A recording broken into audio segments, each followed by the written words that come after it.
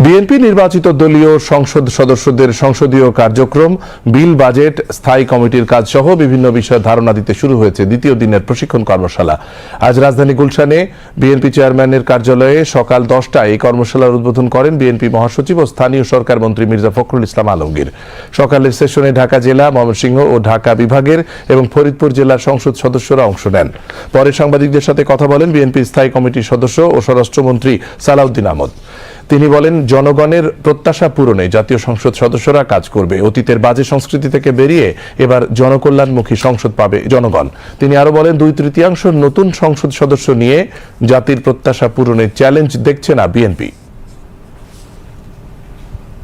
296 জন gazette নোটিফিকেশনকৃত সংসদ সদস্যের মধ্যে 219 জনই নতুন সদস্য এবার প্রথমবার এসেছেন। তারা যাতে সঠিক ভূমিকা পালন করে এবং পার্লামেন্টারি কালচারটা আমরা যাতে মেনটেন করতে পারি এবং খুব ভালো কালচারের মধ্যে দিয়ে অতীতের কিছু ব্যাড কালচারকে আমরা রিমুভ করতে পারি, সেই জন্য আমরা নিজেদের মধ্যে আলাপ আলোচনা করি। এটাকে পির লার্নিং বলে আর কি, নিজেরা আলাপ করি এবং শিখি।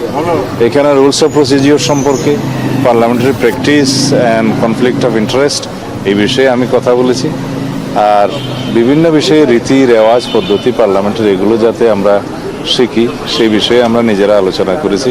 বিশেষ করে constitution, rules of procedure, customs convention of the house এগুলো নিয়ে আলাপ হয়েছে এবং তার সাথে পৃথিবীর বিভিন্ন পার্লামেন্টের যে সমস্ত পার্লামেন্টের রেফারেন্স আমরা দিয়ে থাকি, হাউস অফ কমন্স এবং বিভিন্ন দেশ যারা স্ট্রং গণতন্ত্রের চর্চা করে থাকে সেই সমস্ত দেশের পার্লামেন্টারি প্র্যাকটিসের উপর আমরা কথা বলেছি। রেফারেন্স বুক আমরা দিয়েছি, বাংলাদেশে অনেক কিছু রেফারেন্স বুক আছে সেগুলোর কথা বলেছি।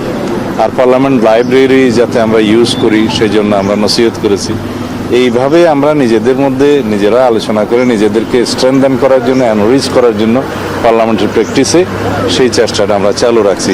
আশা করি আমাদের ভবিষ্যৎ পার্লামেন্ট সেশন দেখে জাতি অনেকটা আশ্বস্ত হবে যে এইরকম একটি পার্লামেন্ট তারা দেখতে চেয়েছিলেন, যাতে অতীতের ব্যাড কালচার যেগুলো হয়েছে, যেগুলো ব্যাড প্রেসিডেন্ট সৃষ্টি হয়েছে পার্লামেন্ট সম্পর্কে এবং মানুষের যে নেতিবাচক ধারণা সৃষ্টি হয়েছে, এগুলো সব মানুষের মন থেকে আমরা মুছে দেবো ইনশাআল্লাহ। আমরা একটা ভালো পার্লামেন্টারি প্র্যাকটিস আমরা সৃষ্টি করব এবং তার মাধ্যমে নজির স্থাপন করব।